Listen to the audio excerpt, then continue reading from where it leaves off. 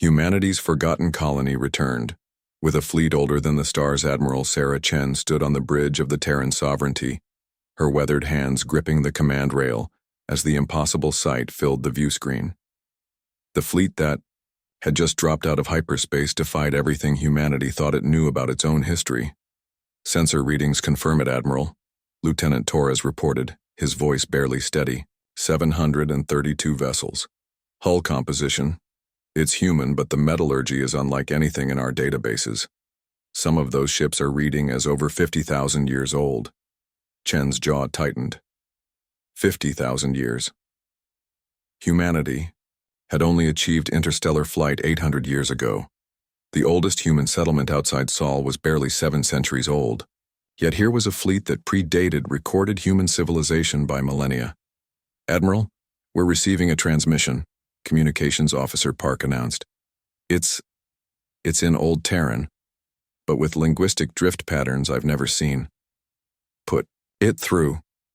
The view screen flickered, revealing a figure that was unmistakably human, yet somehow more.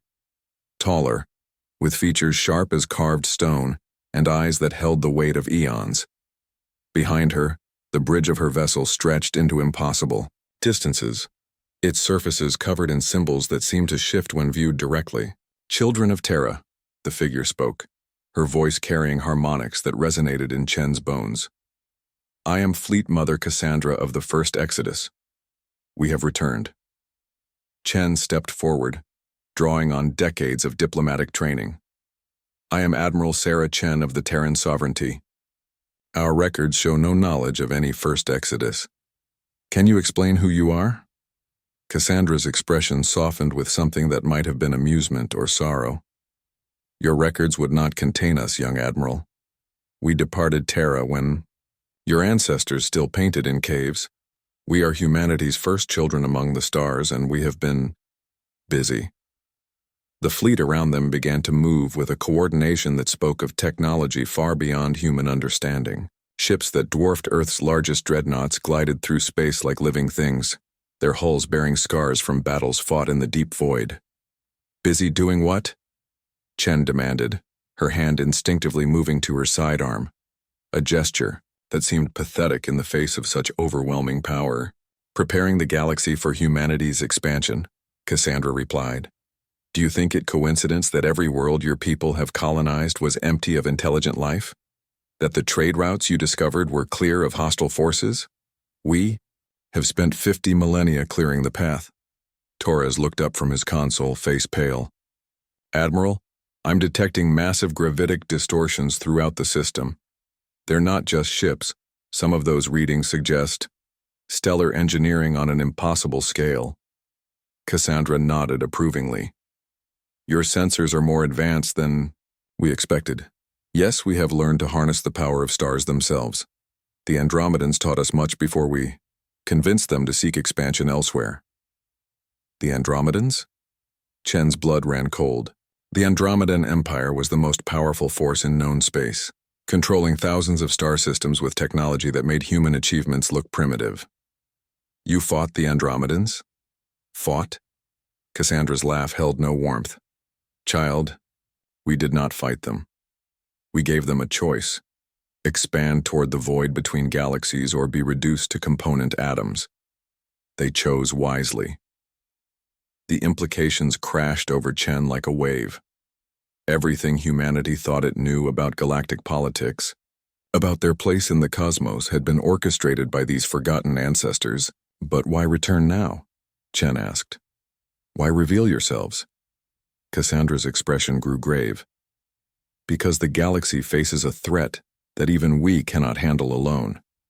The Devourers stir in the galactic core, beings that consume not just matter and energy, but the very concept of existence itself.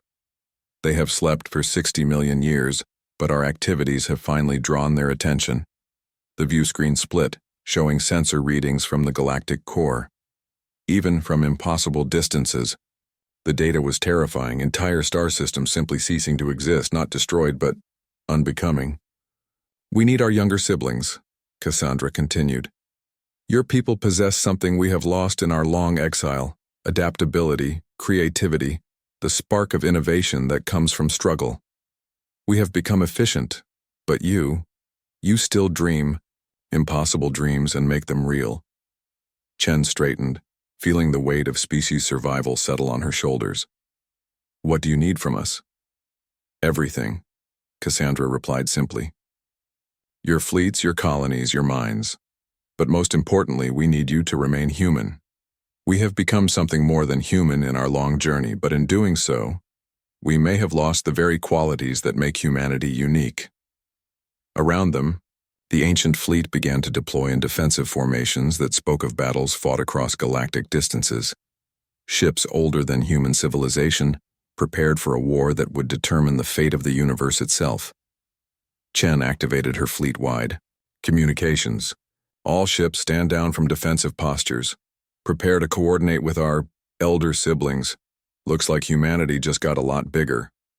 As she watched the impossible fleet maneuver with precision born of 50,000 years of experience, Chen couldn't help but smile. The galaxy had no idea what was about to hit it. Humanity had always been at its best when the odds seemed impossible.